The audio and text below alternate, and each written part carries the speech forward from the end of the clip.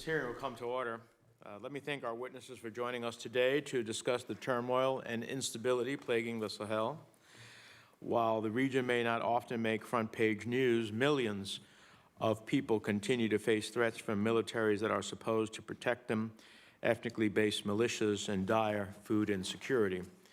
These threats had displaced 2.4 million people in the central Sahel by this May, and more than 30 million people in the Sahel will need life-saving assistance and protection this year, nearly 2 million more than last year, according to the UN Coordinator for Humanitarian Affairs. Unfortunately, some of the militaries in the sub-region, militaries which we trained and equipped, by the way, have contributed to the problem instead of being a stabilizing force. They have undertaken coups in Burkina Faso, Chad, Mali, and attempted one in Niger. And particularly in Mali, the military has committed gross human rights abuses in the course of counterterrorism operations with little to no accountability. Making matters worse, Russia has established a foothold in Mali through the Wagner Group and is also involved in human rights violations, including extrajudicial killings of civilians. In the wake of the coup in Chad, the junta fired live ammunition at peaceful protesters, killing 7, wounding dozens more, and it has yet to commit to the transition timeline the African Union articulated a year ago. For 2 decades, the United States and our partners have spent billions of dollars to aid stability efforts by supporting military operations against terrorist actors and by strengthening the military capacity of countries in the Sahel to counter the threat of violent extremists. Successive administrations have used both State and Defense Department programs to provide equipment and train militaries, including deploying U.S. forces to assist African soldiers at the devastating cost of American lives. All of us remember the tragic deaths of 4 American Special Operations soldiers who were killed in Niger in 2017 when they were ambushed by militants belonging to the Islamic State in the Greater Sahara. And our partners have suffered casualties as well. Scores of soldiers from Mali, Niger, Burkina Faso, Chad, and France have deployed in successive operations and have lost their lives. The UN peacekeeping mission in Mali is the deadliest in the world. Just last month, 2 more peacekeepers were killed by an improvised explosive. And despite all of our efforts, we have little positive to show. In 2019, the head of Special Operations in Africa, General Marcus Hicks, told Voice of America with regards to the fight against terrorism in the Sahel, and I quote, "I would tell you at this time, we are not winning." Clearly, the situation has only deteriorated. And while we invested billions in the security sector, our diplomatic and development efforts have been undercut by a lack of resources and presence.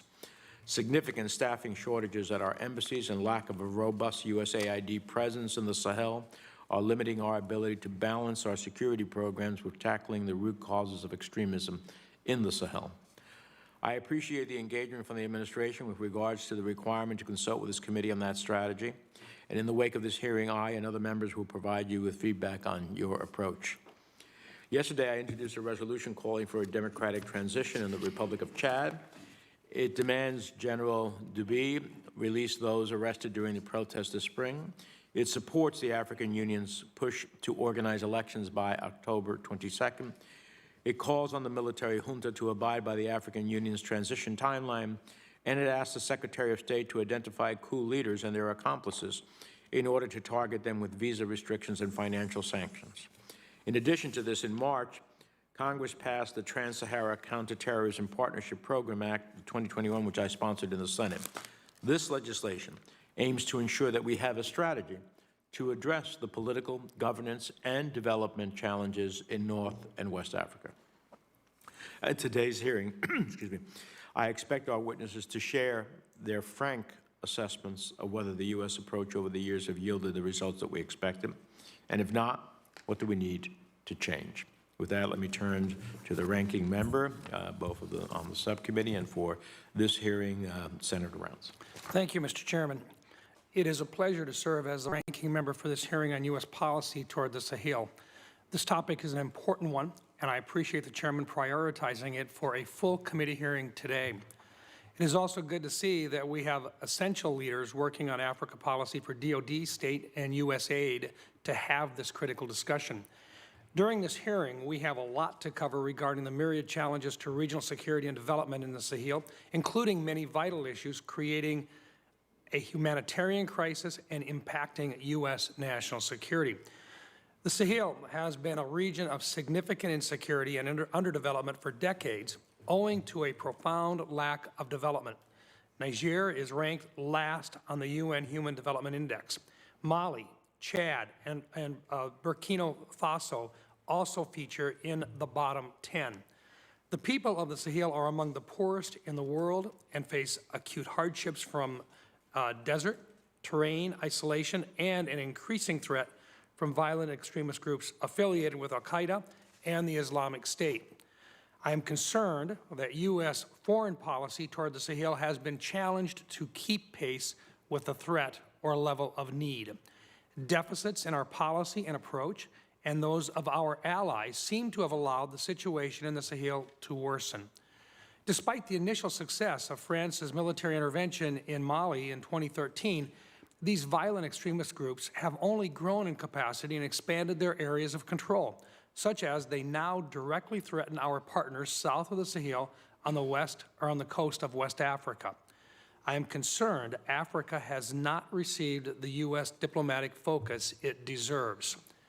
Congress continues to follow closely the wave of military coups that have affected sub-Saharan Africa in the last 2 years. The majority of these recent coups have occurred in the Sahel. I look forward to hearing about the administration's assessment of what is driving these coups and how its plans to address them in a manner that promotes our interests while working behind the scenes with these regimes to promote our interests and values.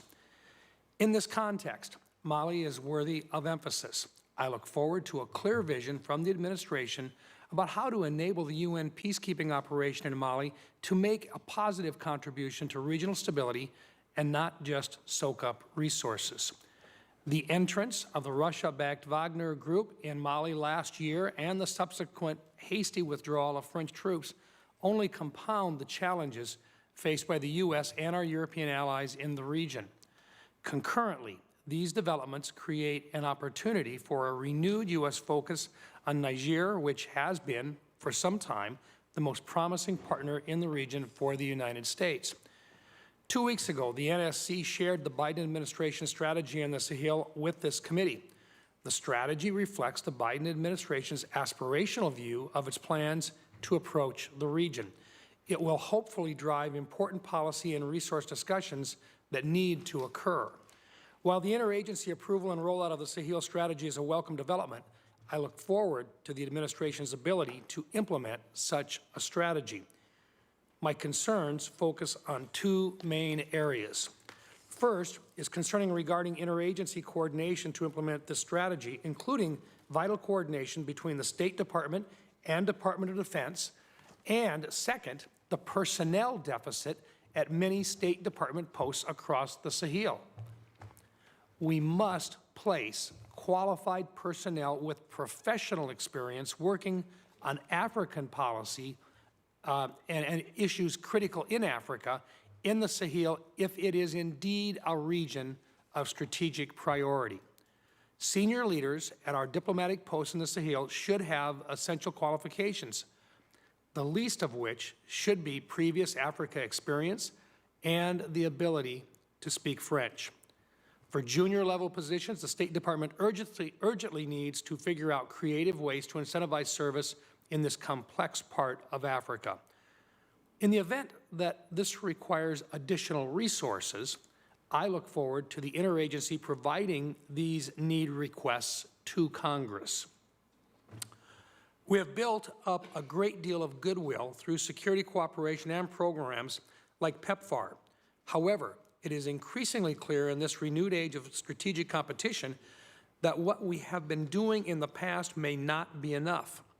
Losing influence in Africa to authoritarian competitors, whether their origin is African or from outside of the continent, has increased the likelihood that if we do not give our Africa policy the resources it deserves, we will lose influence to these competitors.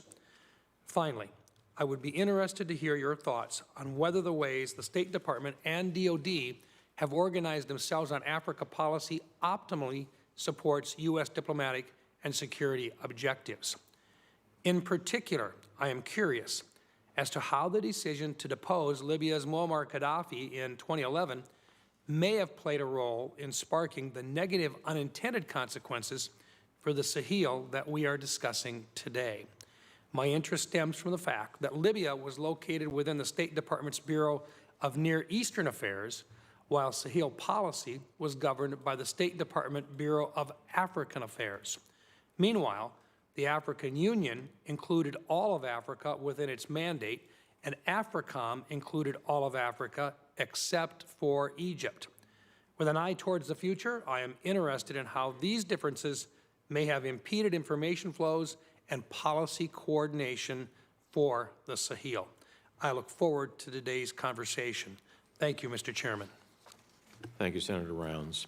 With us today on behalf of the administration is Ambassador Molly Fee, Assistant Secretary of State for African Affairs.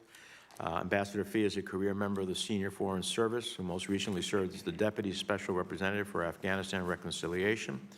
Ambassador Fee was U.S. Ambassador to South Sudan from 2015 to 17, Deputy Chief of Mission of the U.S. Embassy in Ethiopia, and as Chief of Staff in the Office of the Special Envoy for Sudan and South Sudan. So she has extensive experience in this regard. Mr. Robert Jenkins serves as Assistant to the Administrator for the Bureau for Conflict Prevention and Stabilization. A career member of the Senior Executive Service, Mr. Jenkins was previously a Deputy Assistant Administrator for the Bureau for Democracy, Conflict, and Humanitarian Assistance, and the Director of USAID's Office of Transition Initiatives. Prior to joining USAID in 1998, Mr. Jenkins designed and implemented emergency relief and recovery programs with World Vision International in Southern Sudan and Sierra Leone. Our final witness today is Ms. Chidi Blyden, Deputy Assistant Secretary of Defense for African Affairs. Ms. Blyden is an expert on Africa's conflict, security, development issues. She served in the Obama administration as a Special Assistant to the Deputy Assistant Secretary of Defense for African Affairs from 2013 to 17. She managed several functional and regional responsibilities, including U.S.-Africa defense policy for East and Central Africa, served as the African Peacekeeping Advisor to the Stability and Humanitarian Affairs Office, and was the department's lead on the President's Africa Peacekeeping Rapid Response Partnership Initiative. So again, welcome to all of you. We'd ask you to summarize your full statements will be included for the record without objection. We'd ask you to summarize them in about 5 minutes, so the committee and its members can have a conversation with you on these issues. We thank you for your service, and we ask that you proceed with your testimonies in the order in which I introduced you. So, Ambassador Fee, you'll start. Thank you, Mr. Chairman, Senator Rounds, and other colleagues of the committee. I want to start by thanking you for your longstanding interest and engagement in the Sahel. Instability in the Sahel is a security problem with a governance solution. A decade of a security-focused approach has underscored this lesson as armed groups continue to expand their presence and capabilities despite French counterterrorism operations and significant Western investments in African national security capabilities. Mr. Chairman, you mentioned the Trans-Sahara Counterterrorism Partnership Program. I think it's clear that that progress, to put it nicely, has not been linear and increasingly inadequate given the expanding number of terrorist incidents and civilian casualties. But our efforts have afforded us numerous lessons learned that we continue to take into account as we revise our approach to the Sahel. As we have found in the Middle East and in Southwest Asia, we must address the underlying drivers of insecurity to effectively support efforts by African partners to turn the tide. First, we must be realistic about the daunting social, environmental, political, and economic conditions that overwhelm the Sahel. In order to contend with violent extremist groups, governments in the region must dramatically reform and improve. We can best encourage this required change by investing in governance. The new Interagency Sahel strategy seeks to build the capacity of governments in the Sahel to provide equitable delivery of government services and to adopt measures to improve accountability, anti-corruption, and dialogue between capitals and the periphery and among communities. These are the keys to winning the support of civilian populations. The 5-year strategy is sufficiently broad to withstand the blows of the kinds of crises and shifts we've seen recently. It allows U.S. embassies the flexibility to implement to greatest effect at the local level. I tell you frankly, however, that neither our African partners nor we will transform the Sahel within the first 5 years of this strategy. The goals we have identified call for action to promote fundamental policy and governance reforms that will take many years to undertake and implement. These are societal endeavors, which by their very nature are incremental. But the reorientation explicit in this strategy is an essential first step. Recent extra-constitutional changes of government in 3 of the 5 Sahelian countries have complicated the task. We need greater investment in democracy and governance programming, as well as more development assistance that targets underlying social, environmental, and economic deficiencies. In Mali, we welcome the recent agreement to a 24-month timeline between the regional bloc known as ECOWAS, the Economic Community of West African States, and the transition government. We join ECOWAS in insisting that the transition government turn its full attention to implementing the reforms necessary to set Mali on the path to democracy. We stand ready to assist as long as the transition government moves towards a constitutional referendum and elections as envisioned. We are committed to the Malian people and their aspiration for responsive democratic governance. We know that Malian people also want security. The civilian casualties resulting from the reported tactics used by the Wagner Group alongside Malian armed forces will only serve to sow further divisions in Malian society, undermine the credibility of those armed forces, and drive communities into the hands of violent extremists. The UN mission, known as MINUSMA, shares our goal of protecting civilians. We will be watching closely to see how the mission operates without French reassurance flights from Operation Barkhane. We are also welcome the review envisioned in the new mandate to see how we can strengthen the mission's operations. We are very concerned by the statement made by Mali's transition government expressing its intent to deny MINUSMA the freedom of movement it needs to fulfill its mandate. We will be working closely to make sure that MINUSMA can carry out its mandate despite these verbal threats. In Burkina Faso, we are encouraged by the transition government's proposal to shorten the timeline to return Burkina to democratically elected civilian-led governance by 6 months. While the January 24th military coup d'etat triggered restrictions on U.S. assistance, we remain committed to helping the country under available authorities in order to address instability, prevent the spread of violent extremism, and support reforms to advance accountable democratic rule. Chad has a historic opportunity to change direction after decades of authoritarian rule. To capitalize on this opportunity, we have emphasized the importance of a peaceful, timely political transition in line with the principles outlined by the African Union 2021 communique.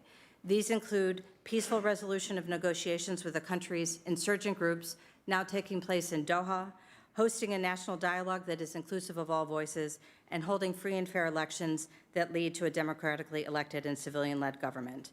Mauritania remains one of our most stable partners in the Sahel. We continue to work to support the President's leadership in tackling terrorism and improving governance. The same is true in Niger, one of our most reliable and most willing partners in the Sahel. And we value their partnership and are committed to supporting the leadership of the President. Finally, Mr. Chairman, the new Sahel strategy identifies the threat to border countries in coastal West Africa, which are most at risk from violent extremist spillover from the Sahel, as well as vulnerable to internal factors that mirror the governance challenges in the Sahel. We will use the lessons learned from the innovative approach outlined in the Global Fragility Act in coastal West Africa to inform and reinvigorate our programming and coordination in the Sahel. Thank you. Thank you. Administrator Jenkins. Chairman Menendez, thank you. Senator Rounds, distinguished members of the committee, thank you very much for the opportunity to testify today and for bringing attention to the urgent needs of this critically important region. I am particularly glad to be testifying with my colleagues from the State and Defense Departments, as we are actively working to prevent the Sahel's problems from creeping into West African countries as we implement the Global Fragility Act and the U.S. strategy to prevent conflict and promote stability. Looking across the Sahel, we see a region where the confluences of U.S. national security interests means we must devote attention and resources to supporting key partners. We also see a region that is particularly fragile, with weak governments characterized by corruption and lack of accountability, unprofessional security forces, limited services and opportunities for citizens, intercommunal conflicts, large gender inequalities, and armed groups looking to recruit. The Sahel is beset by problems, many problems all exacerbating each other. It's a region where decades of undelivered promises have continuously eroded what were never strong, thriving democracies. It's a region where we've seen young people dancing in support of military takeovers, waving Russian flags, and repeating the disinformation that targets them relentlessly. And it's a region where violent extremists prey on a generation that sees little promise, holds little hope, feels little agency, and is desperate for many of life's most basic needs. Add the effects of climate change, like desertification and multi-seasonal drought, the impact of a pandemic on fragile political and public health systems, and the global food security crisis brought on by Putin's invasion of Ukraine, and you have a region in crisis. Each factor exacerbates the other, fragility begetting fragility. So what is to be done? U.S. foreign assistance has an important role to play in supporting partner governments to manage threats and improve stability and security. We need to bring fresh thinking and new tools to bear in reducing democratic backsliding, corruption, and other drivers of illegitimacy, combating disinformation, and limiting openings for malign external influence in the countries of the Sahel. We must support timely democratic transitions in Burkina Faso, Chad, and Mali, and critical political, social, economic, and governance reforms across the region to reduce corruption and prevent further democratic erosion.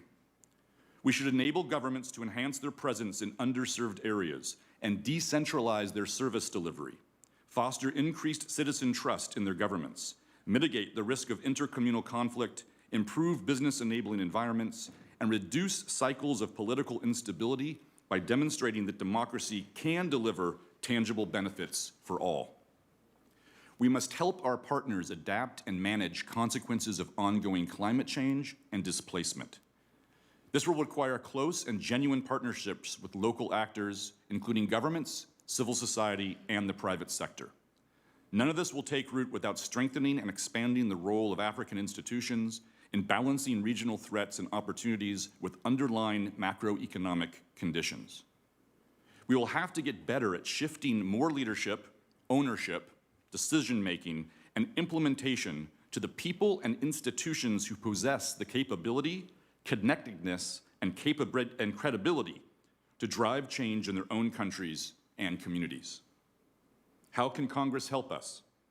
We cannot do this important work without the resources you generously provide every year.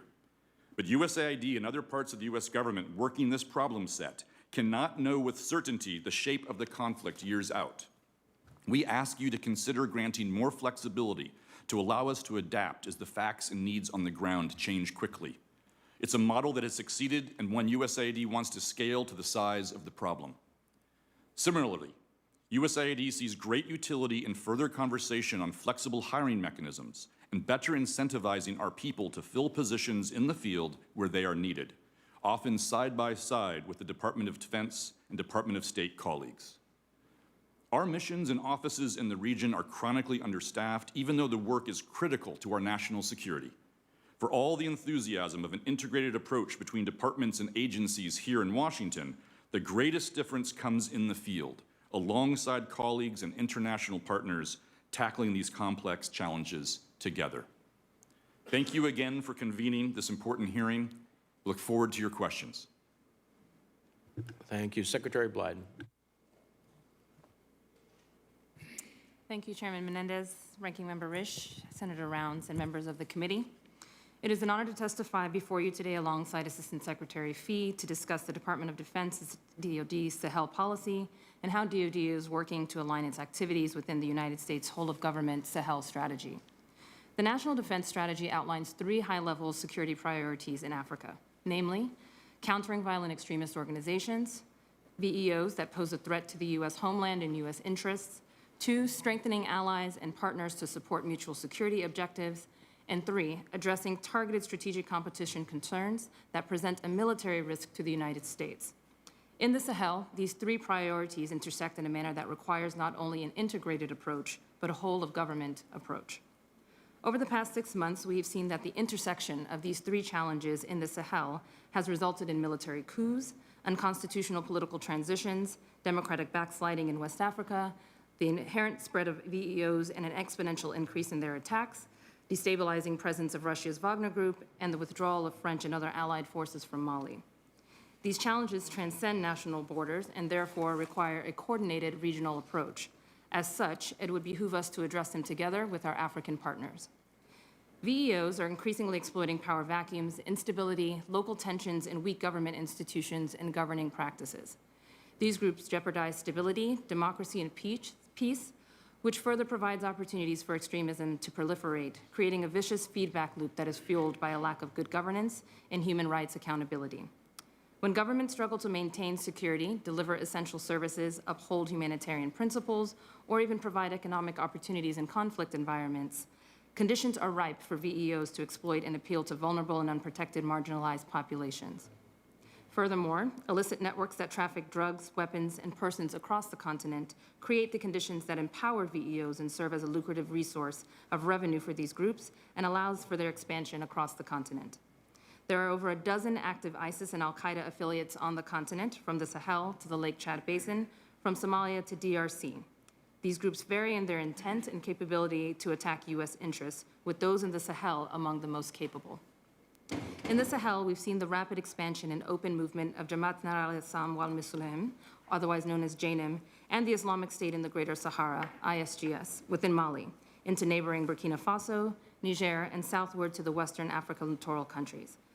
VEOs continue to spread towards coastal West Africa, and if left unchecked, will add to existing security challenges in the Gulf of Guinea and coastal West Africa. DoD is working closely with state and USAID to develop programs for coastal West African countries as part of the Global Fragility Act, as mentioned by my colleagues, and the U.S. strategy to prevent conflict and promote stability. The strategy implementation in coastal West Africa will help bolster coastal states against the encroachment of VEOs from the Sahel. An already complex situation in Mali has been exacerbated by the presence of Russian-backed Wagner Group, and additionally, the withdrawal of forces under the French Operation Barkhane have also created challenges to allowing the MINUSMA mission, or the United Nations mission in Mali, to continue its operations.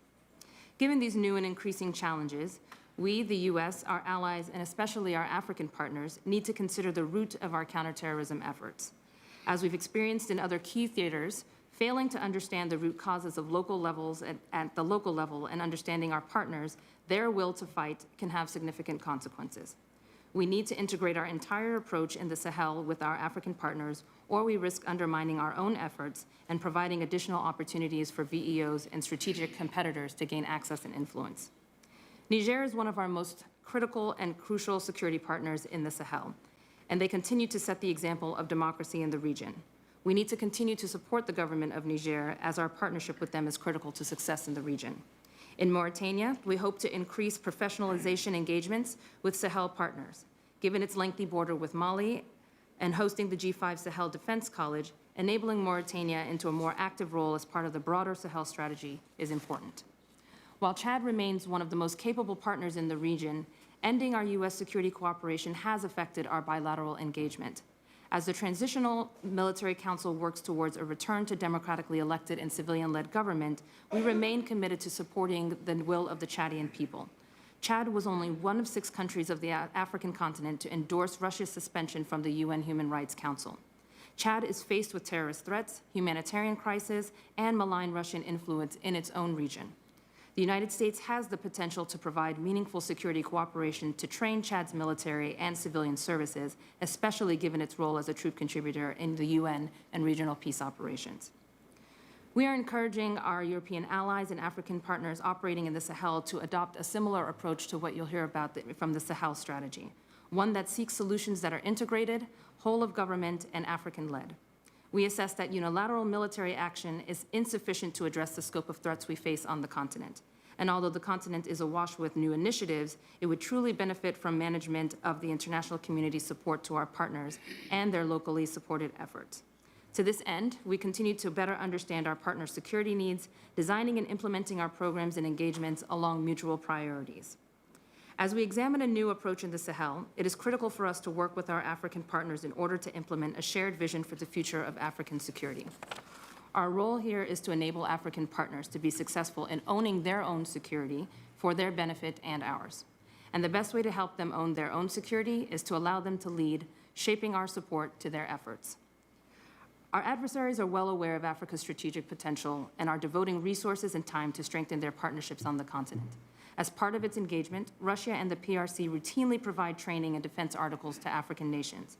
While our African partners have stated repeatedly that they prefer our training and defense articles, they turn to our competitors when we are not responsive to their requests. We must work to be more responsive and more present if we are to succeed in this arena. Let us not forget the PRC seeks to expand its access, and the PRC basing on the continent remains a key concern. As this committee is probably aware, the PRC seeks to open additional bases tying their commercial seaport investments in East, West, and Southern Africa closely with involvement by Chinese military forces in order to further their geostrategic interests.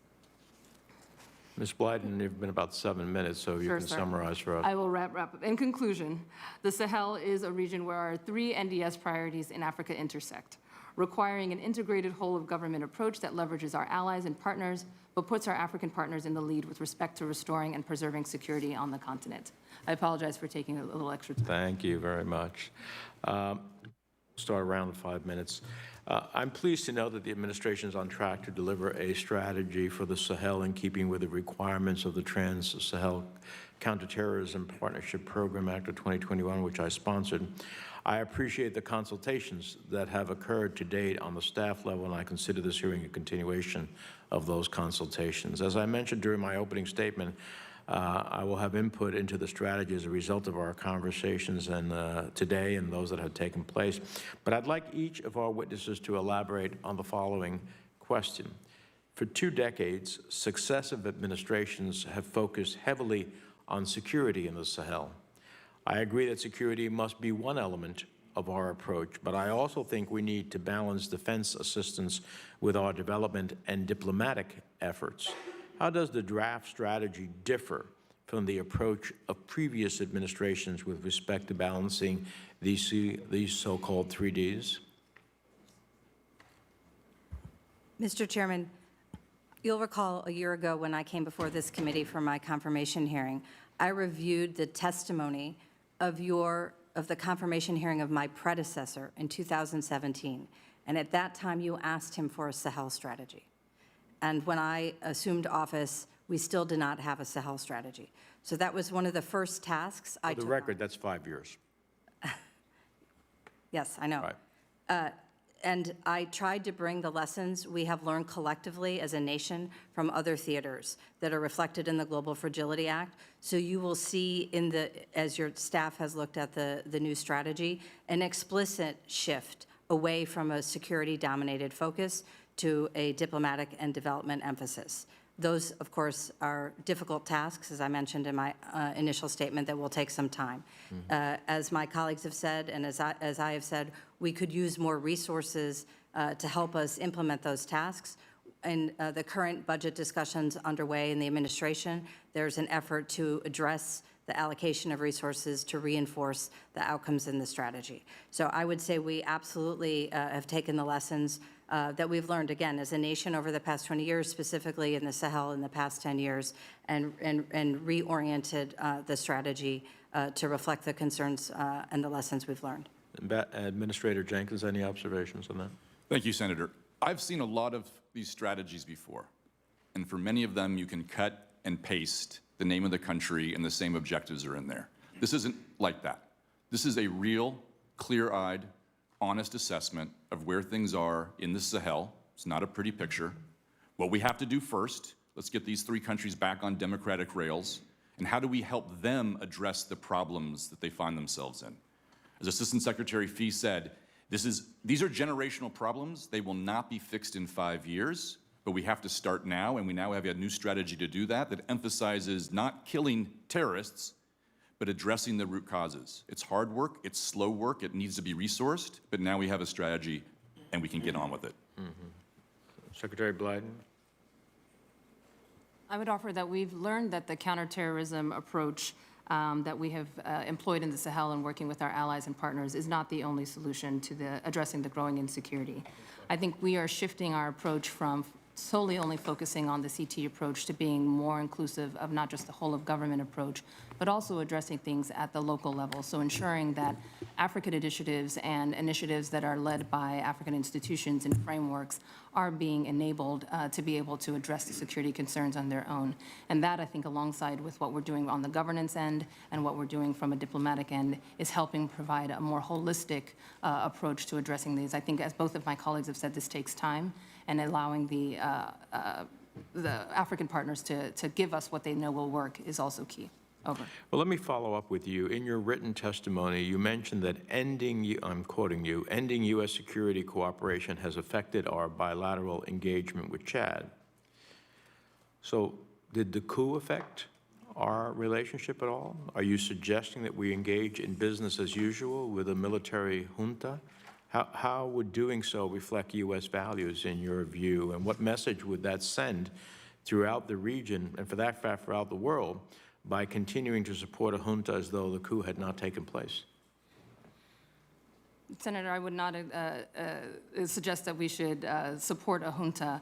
I would say that in our pulling back and not engaging regularly with the militaries and many of the governments, our absence and our ability to be able to provide influence, whether it be at the governance structure or even training, where we emphasize human rights values, where we emphasize a democratic approach, has inhibited our ability to be able to have access.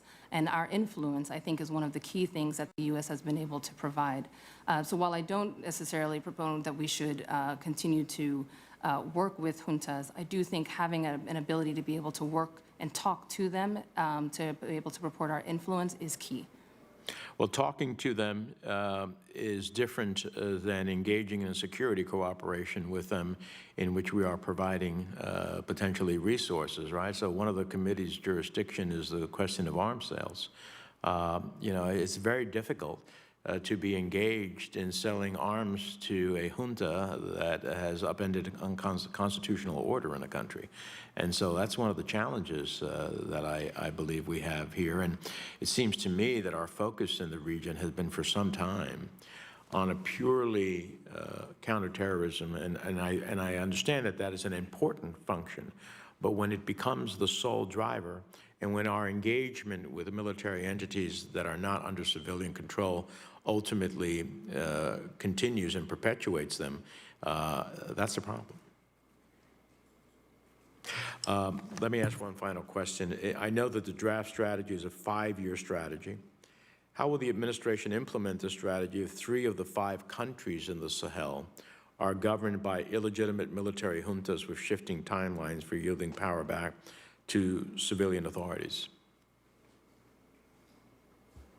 Mr. Chairman, as we saw recently with the engagement by the regional bloc ECOWAS with each of the governments in the region, excluding Chad, which I can address separately, there is now a path to restore the transition to a stronger and more stable democracy. And we can use 7008 does not deny us the use of resources to non-government entities to support the practices and policies of, for example, civil society to encourage those successful transitions. In Chad, which is not a member of ECOWAS, the government of Qatar has been hosting for the past 5 to 6 months talks between the government and their traditional insurgent rivals, known as the political military groups. And those talks, they are now down to a final draft, which again would lay out a milestones to have a national dialogue, to draft a constitution, to have an election. So our proposal is that we would use the resources that are available to us and any increase in resources to help consolidate these plans to move towards democratic rule. All right. Senator Rounds. Thank you, Mr. Chairman. I just want to do a follow-up quickly with Ms. Blyden. How is the Department of Defense adjusting its approach to training military personnel of countries in the Sahel, given the 4 coups that have affected the region in just the last 2 years? And I know that it's one of the really important things that we are able to do in terms of providing assistance is training military officers. What's changed within this region due to those 4 coups? We now have less partners to be able to work with. I think as Ambassador Fee noted, the G5 partners, which included 5 of the Sahelian partners, we're now down to 2 that we can actively work with. And that training, in our absence of being able to provide our influence through security cooperation and human rights training and values that we typically put forth, is now absent from the larger porous borders. I think what we are hoping to do is how I mentioned in my statement, is work with those 2 partners that we still can work with to increase their involvement. We are also doubling down, I think, on other African partners who are willing and are capable and are interested in providing additional support to the Sahel. So we have partners in other regions, as you mentioned in the onset, North African partners who have been doing training in the Sahel already with Sahel partners, and we're asking actively for them to take a stronger role in being able to provide what they've already learned from us in a secondary or tertiary training type security exporter, if you will, model. Thank you. Ambassador Fee, challenges with staffing at U.S. Embassy posts on the Sahel is currently a significant challenge in implementing U.S. policy in the Sahel, and will be a major constraint to implementing the new interagency approved Sahel strategy. How is the State Department making certain that President Biden's nominees for ambassadorial posts in the Sahel are well qualified with prior experience serving in the region? Thank you, Senator. The challenge of staffing our posts goes from ambassadors down to the most entry-level officer. And it's something that consumes our time. We are working with the State Department leadership to overcome challenges from the previous era where there was a freeze on hiring and we didn't hire even to meet attrition. The administration has put forward a strategic staffing initiative to help build up from that deficit and to help us also deal with the phenomenon affecting all of Americans, the sort of Great Resignation feature. And within the Africa Bureau, where we've had historically difficult posts to staff, we are undertaking critical reforms in how we hire. I'm working with the Deputy Secretary for Management and Resources and the Undersecretary for Management on options for new incentives. We're looking at new ways of handling our bidding process, putting some of these difficult posts out first to offer handshakes first on jobs. We're also developing a bespoke bidding tool to reach out to members of the Foreign Service. So it's a big problem which has many elements in terms of not having sufficient staff in the entire State Department, as well as the specific challenges for the Africa Bureau. As you're aware, what is known as the D Committee, the Deputies Committee, handles the selection of nominees for Chief of Mission, and they look for diversity in background and in all ways in making those nominations that they present to the Secretary and to the President. Let me ask one more question with regards to the State Department and how it is organized and how that may very well bear on the issues taking place in the Sahel today. And in my opening statement, I laid out the differences between different organizations as to how we treat different geographical parts of Africa. If you go back to 2011, when NATO began its campaign against Libya's Muammar Gaddafi, Mali's government warned that Gaddafi's removal would destabilize Mali. Shortly after Gaddafi's fall in 2011, ethnic Tuaregs who had served in Gaddafi's military returned to Mali, joining an insurgency against Mali's government in January of 2012 that was eventually co-opted by Islamist groups. Does this experience provide any lessons learned with regard to how our North African policy can affect the Sahel? Senator, as I mentioned when I spoke to the chairman, I did a lot of research before I took this position, and I found that AF, the Africa Bureau, used to be part of the NEA Bureau, the Near Eastern and African Affairs Bureau, and it was broken apart about the time of decolonization to reflect the interests and priorities of sub-Saharan African nations. Absolutely, the overthrow of Gaddafi resulted in dramatic and negative impacts in the Sahel and in North Africa. So I absolutely agree with your concern about those outcomes. However, I think we have a very strong relationship with the NEA Bureau, and we are able to work together to look at the cross-cutting issues. I meet regularly with the newly confirmed Assistant Secretary of State, Barbara Leaf, for Near Eastern Affairs, and our embassies are in regular contact, and including travel back and forth to coordinate and collaborate on issues. In Mali specifically, we're looking at the implementation of the Algiers Accord, which resulted from the Tuareg Rebellion. So it's absolutely important that we work together.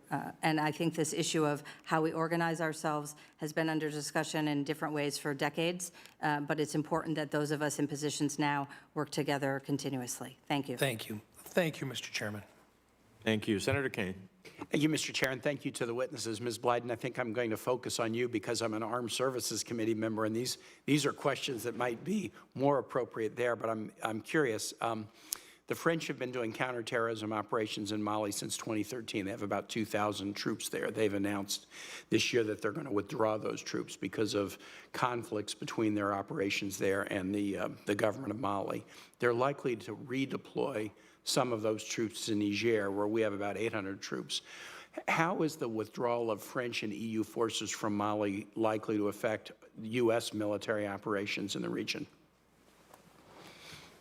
The shift in the French, the location and the repositioning is seen both as a challenge, but I think it's also a positive. I think as we've talked about, we see the spread moving towards the coastal West Africa countries, and we're seeing an opportunity with the French repositioning to really rethink where it is that we might need bolstering of African partners to be able to continue to counter the violent extremist threats.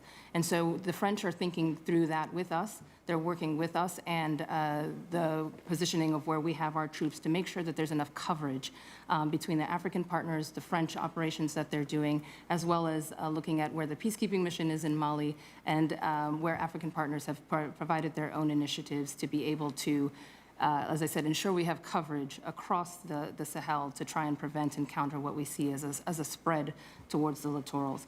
I think our operations and the support that we provide will continue in a way, but it will be spread more widely, I think, across the number of partners who will be doing the work that they do. I don't want to take too long with this answer, but I do think it's important to note that there are other partners besides the French who we've been working with as well in this region, Task Force Takuba, which has had some European allies as well, and they are also thinking about how we can ensure that we have enough coverage to continue to prevent the spread. The second of the three goals you mentioned in terms of the national defense strategy was shoring up partners, and you testified that Niger is sort of the most solid partner in the region. So if we take the U.S. forces, about 800, which is, I think, second highest, only following Djibouti, we take those 800 forces, and if some of the French forces come there too, that can serve both goals 1 and 2 of the 3 goals that you mentioned.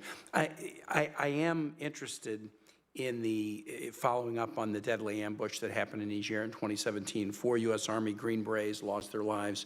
4 troops from Niger were killed. It was an unusual mission. It was an advise and assist training mission. There was not an expectation that it would be kind of in a conflict zone. The conflict developed. The group that we, that killed our troops in Niger was not a group that the U.S. had designated as a terrorist group at that time. What has been the assessment or alteration or reassessment of the advise and assist missions in the Sahel following the death of these Green Berets?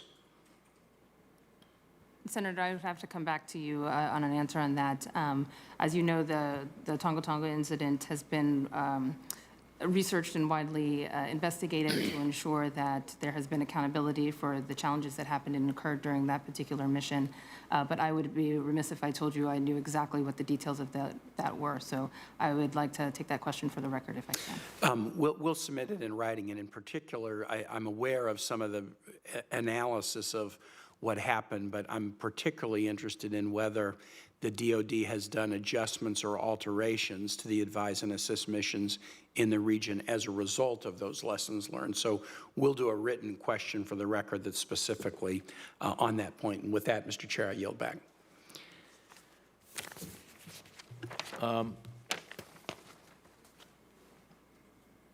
So let me ask another question, since I have the opportunity. There's no other members seeking recognition at this point. I want to follow on the ranking member's comments about hiring.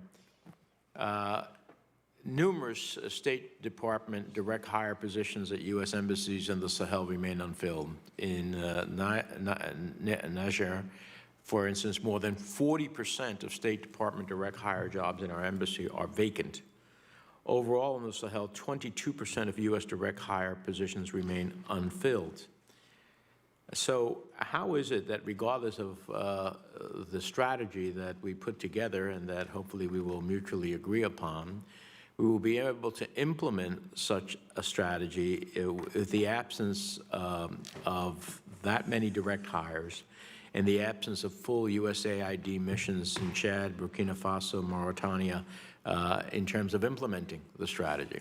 Isn't it call for a real commitment to beef up and to ensure that these direct hires and other important positions get staff in order to implement the strategy? Otherwise, we have a strategy on paper, but not an implementation. Mr. Chairman, we agree with you wholeheartedly. I simply can't do my job if we don't have people in the field, and that's where I expect the fingertip confidence to understand what's going on and to make recommendations and to implement U.S. policy effectively. I think there are many components to this problem set.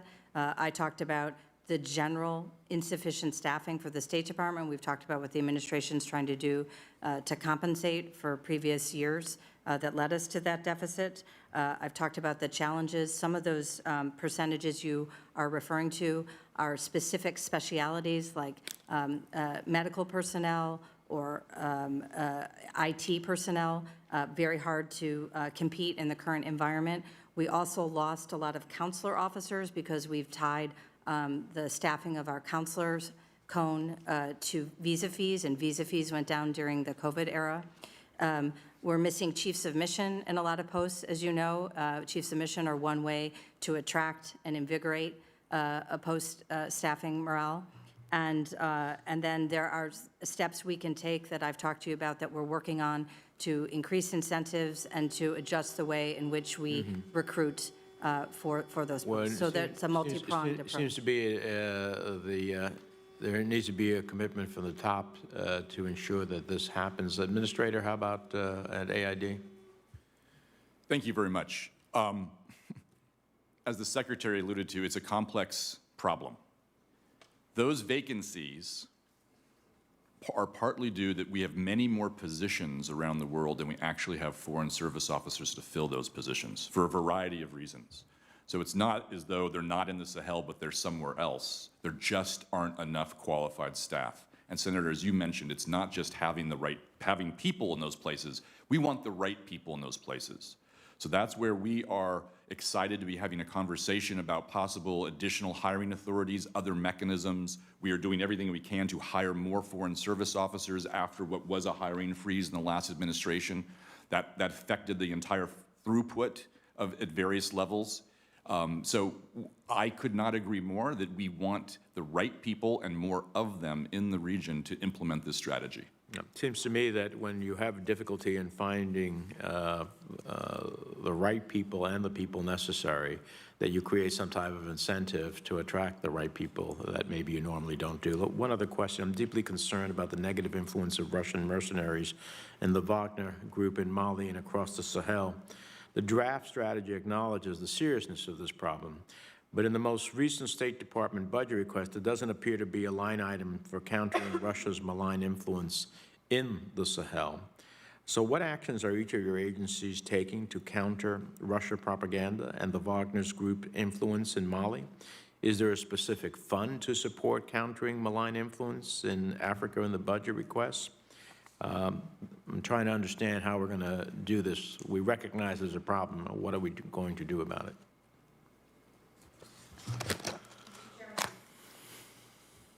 Some of the steps that are under consideration and actual planning include trying to dry up the source of financing So looking at possible sanctions, looking at possible non-traditional measures such as the illegal export of gold, which is something that is of great interest to Wagner. How can we address those concerns? We're looking at deepening our exchange of information with African governments to make sure they understand fully what we understand about the impact of Wagner. And a third element, which our Bureau of Political Military Affairs is undertaking, is trying to develop other options for security assistance. We're the best, but we're expensive and we're slow. And sometimes, quite rightly, as has been illustrated in this hearing, we suspend security assistance to reflect our values. So we want to deter governments in the region from turning to Wagner to fill their security needs. So we're looking to see what we can do in terms of developing alternative sources of security assistance. So those are some of the three areas in which we're trying to work to address the problem. Secretary Blyden. For the Department of Defense, we've had legislation 1332, which was in this year's NDAA, which provides funding to both Southcom and AFRICOM to counter strategic competition on the continent, and specifically looking at China and also the Wagner Group in Mali and across the Sahel. Mm-hmm. And we have global resources towards disinformation, but in the Sahel specifically, where disinformation, including pro-Russia disinformation, was a problem for some time. In Mali, that problem became exponentially larger once Wagner Group arrived and once the French left. I would never have thought I would see the day where people in Burkina Faso and Mali were waving pictures of Richard Wagner, a German composer who died in 1883, as some sort of hero. So we immediately pivoted some of our civil society programs working with youth and working with civil society on elections towards disinformation. We're about to send a CN up to you all for an additional $5.5 million Mali specific that is for tracking disinformation, the production of responsible consumption of information, and also a very robust monitoring, evaluation, and learning component so we can learn from this project as we go to other countries and spread that out. Because unfortunately, I think we're stuck with disinformation problems for quite some time. Look forward to the CN. Senator Coons. Thank you very much, Mr. Chairman and Ranking Member Rounds. I am very encouraged by the level of engagement and concern and persistence here, and by the engagement by the administration, the release of the strategy by the administration for how to deal with this region. And as each of you referenced in your testimony, the Global Fragility Act, which I worked on for a number of years with members of this committee, calls for a coordinated strategic approach to challenges very similar to what we see in the Sahel. Challenges of fragility where we need to work across the silos of defense, development, diplomacy, and bring in other partners, not just European partners, regional partners, to work with nations on the ground who are having challenges to deliver not just the right strategy, but the right people from the United States, and to bring in NGOs and other partners. So I'd be interested in your view. The Global Fragility Act did not identify the Sahel, identified the countries of the, I'm sorry. Could any of you hear me? Thank you. I don't think I've done that in a decade. We're usually the ones saying, please, the microphone. So the Global Fragility Act, based on Plan Colombia and the experience of many who served before me of investing in stabilizing, at one point, one of the most fragile countries in the Western Hemisphere, and gradually moving through a coordinated strategy towards a less conflict-ridden country. There are already ways in which the conflict and the instability in the Sahel are leaching into each of the coastal countries of West Africa. But taking that general approach, hearing the questions of the members of the committee, how are we going to work better together as a country in addressing the pressing, the critical governance, development, and security needs of countries like Mali and Burkina? How are we sustaining any coordinated regional strategy? And what do you most need from us? I happen to also chair an appropriations subcommittee and spoke as recently as last night to the administrator of USAID about some of these hiring flexibilities. We want to make sure that you're communicating effectively with this committee and with other committees about exactly what do you need to deliver to meet this moment. If you would, please, in order, I'd just be interested in hearing What is our strategy for engagement with our partners and allies in the region and the other donors and the other countries that are capable of delivering development, diplomacy, and security assistance? Senator, thank you for your leadership and interest in innovating our policy in this area. One of the other components of the Sahel strategy, as I described when I first took on this task and started looking at it, is I recommended that you join the Sahel Alliance, which is a grouping of donors, to make sure that we were working in partnership, as this committee has directed us to do, particularly with our European partners in the Sahel. I don't know if you've been informed, but you know we recently had a Global Chiefs of Mission conference, and we had a seminar with all of us involved in implementing the Global Fragility Act in coastal West Africa. Everyone is extremely excited about the new flexibilities and the new resources, and there are detailed plans that have been set forward. And one of the key components of the conversation was how to make sure that we stay coordinated and knitted up, and how we can demonstrate that we're using those resources and flexibilities not only to good effect in the Sahel, but perhaps to come back to you to recommend maybe how to carry over that approach to other problem sets. Of course, the Sahel is in a different place than coastal West Africa, regrettably in a worse place.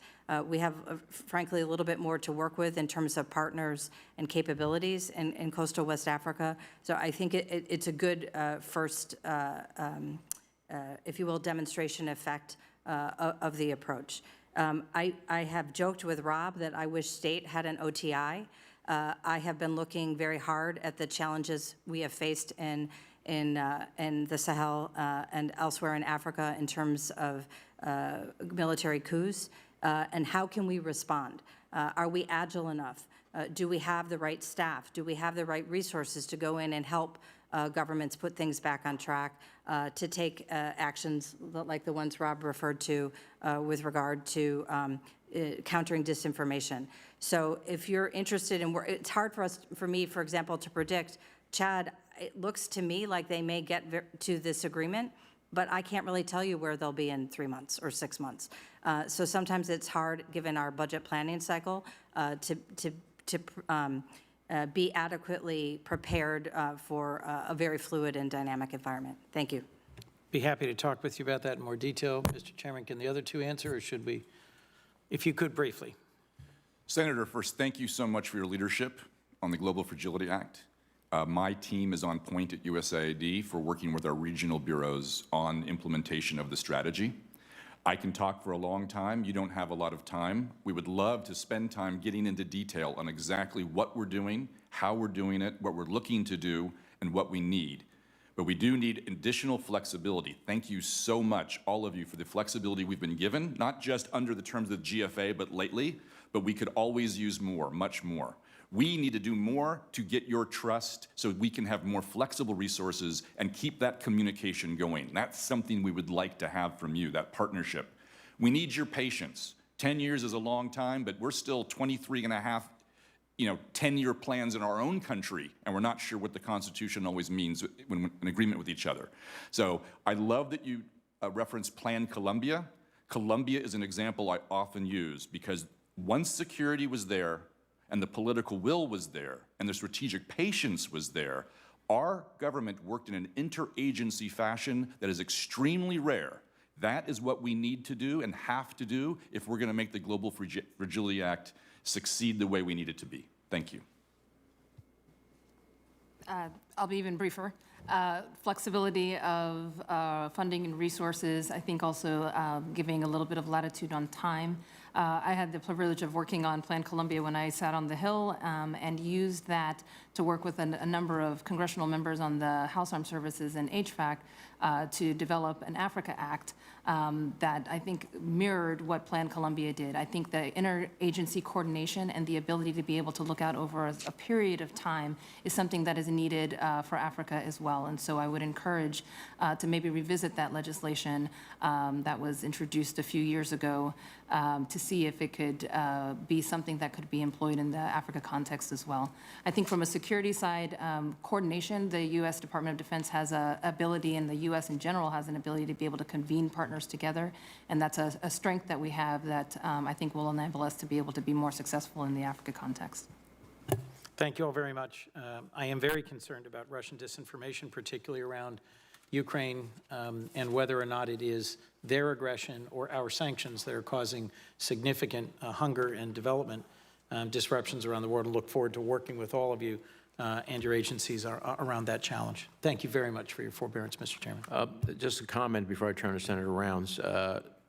You know, there's always the friction. I'm sorry, I'll turn to Senator Van Hollen first. There's always the friction of you want flexibility, but we need justification because we are responsible for the fiduciary responsibilities here to the American people, as well as understanding the policies. So if you help us understand what you're going to do with the flexibility and give us some universe of what it is, the type of thing you're going to do, it will be far more helpful to achieve the goal. Senator Van Hollen. Thank you, Mr. Chairman. Thank all of you for your testimony and for your service. I know there's been a lot of focus, at least conceptually, on the new strategy, and I've long been concerned that we don't strike the adequate balance between going after terrorists and investing in long-term stability in terms of democracy and development. So I'm pleased to see this strategy being unfolded. I would like to get a little more granularity.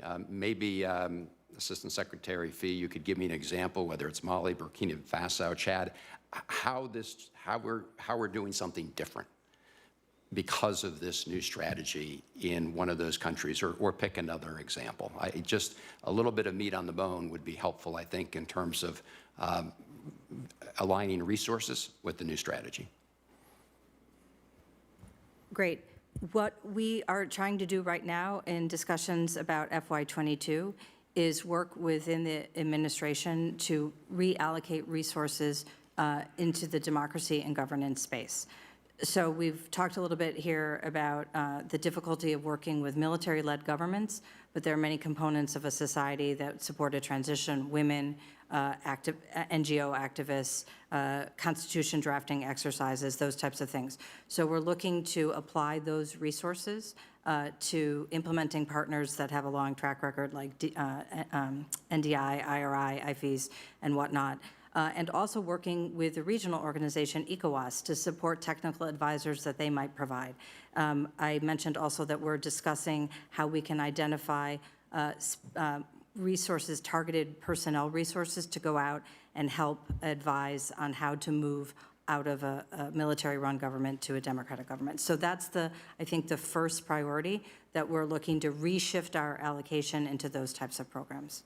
Got it. And so we can expect to see that in the allocation of AID resources principally, or that you're also include, what are the other resources are we talking about? I have a very, very tiny budget, and I have worked hard to befriend F in the State Department, but seriously, I have support from our leadership to try and implement the strategy, and we're doing that in partnership with USAID. Right. And so Assistant Administrator Jenkins, so that's an area that you're can continue to brief this committee and subcommittees with respect to, as you said, there's a long list and it gets some detail, but I'd be interested in seeing how exactly you're implementing this. We would be very happy to start that conversation and have that an active conversation. I'll just add, the way we got to the strategy was new as well. With development, USAID as a full partner at the table, working on this together and stressing the need for the development work we do, not just the counterterrorism thing. That in itself, and the fact that we have this now strategy that is a shared strategy that we all are committed to, is something that is a great innovation. Got it. Ms. Blyden, I know that Senator Rounds asked you about, the number of countries where we've seen recent coups, and I think you responded that, well, that does mean we have fewer partners going forward. I guess I want to back that up, because what we've seen over time is a lot of the coup leaders, in many cases, are organizations, individuals that we have had a previous relationship with. And I think that's probably what drove some of the new strategy, is trying to rethink how we go about doing that. Congresswoman Sarah Jacobs and I today are introducing legislation that would, it's called the Upholding Human Rights Abroad Act, and what it would do is expand the Leahy law requirements to also include a couple other DoD-based programs that are not currently included. This is not an effort to tie people's hands, but it's an effort to accomplish what I think is the goal of this new strategy, to make sure that we are not unwittingly supporting and funding those who turn around and undermine democracy and development. So could you talk a little bit about, lessons we've learned in some of these countries where, despite despite what we thought were our best efforts, we ended up having the boomerang come around and hit us in the head? Absolutely. I think maybe to answer part of your last question and then transition into this one, what we're doing differently is that even though we've always had a by, with, and through approach, and you'll hear AFRICOM talk about that, it's been by, with, and through a number of different partners. We're really focusing now on the African partners and looking at the multiple levels of where it is that we see engagement has been successful and where we maybe have lacked in providing additional support. For us, in our support to the Sahel strategy, we are looking at investing more in our civilian-led defense institutions. So regional centers like the Africa Center for Strategic Studies that focuses on institutional capacity building when it comes to governance and parliamentary and managing security resources. We're doing more to invest in that area. We're also working more with our Institute for Security Governance, which is under the Defense Security Cooperation Agency, to provide additional training at the multiple levels. So whether it's senior leaders, emerging security sector leaders, or at the training and sort of foot soldier level, we're ensuring that we are giving the entire holistic approach to what it means to have security assistance and security cooperation from both a governance standpoint as well as the trainer, advise, and assist, which we're typically known for. Thank you. Thank you, Mr. Chairman. Thank you, Mr. Chairman. I know we're getting down close to the end of this particular meeting, and I have one question. I'd like it to go to each of you, and perhaps in less than a minute you could respond back. Whether it be in our diplomatic efforts or our economic development efforts or our national defense efforts, we have to recognize that there is a great powers competition going on. Russia and China are both very actively engaged on the African continent, and they are also very actively engaged within the Sahel. What is it that we're doing that perhaps China and Russia are not doing, and vice versa? What is it that Russia and China are doing that we are not doing with regard to this particular area in your specific areas of expertise? And I would begin with the ambassador, please. Thank you, Senator. That's almost an easy question because I think, generally speaking, we are the preferred partner in every sector for Africans. We care about humans. We care about civilians. We care about unleashing their potential. And those are not areas of focus for Russia or China. So that, I think, is the biggest difference, that we work beyond governments with all sectors of society to encourage governance that is inclusive and unleashes the potential of society. Mr. Jenkins? I agree wholeheartedly. I would sum it up as partnership. Russia and China enter into transactional relationships. We, if we're doing what we should be doing, is listening, partnering, and working not just at a national level, but localization, working with local people, finding them where they are, helping them with what they want help on, and working in true partnership. Ms. Blyden? I agree with both of my colleagues and would say that we stand on the foundation of democracy, human rights, and governance. And I think the other thing that we offer is civil-military relations and the understanding of how this works symbiotically to ensure that there is good governance in a country. And I think the transactional approach that both Russia and China take have resonated with our partners. They understand that we care. We understand that we're there to enable them for the long haul, and that we understand that an organic African solutions are critical to the success of security in the region. Thank you. Thank you, Mr. Chairman. Thank you, Senator Rounds. One final question for and the rest I'll submit for the record. Following the 2012 military coup in Mali, we imposed travel bans on more than 80 individuals responsible for orchestrating or supporting the coup. We imposed similar travel bans on military coup leaders in Mauritania in 2008, Guinea in 2009, Guinea-Bissau in 2012, and the Central African Republic in 2013. Both ECOWAS and the European Union have imposed personal, targeted sanctions on the leaders of the latest military coup in Mali. The United States, however, has yet to take such actions in response to recent coups in Mali, Burkina Faso, Chad, Guinea for that matter. So, Ambassador, how do you explain this break with precedent?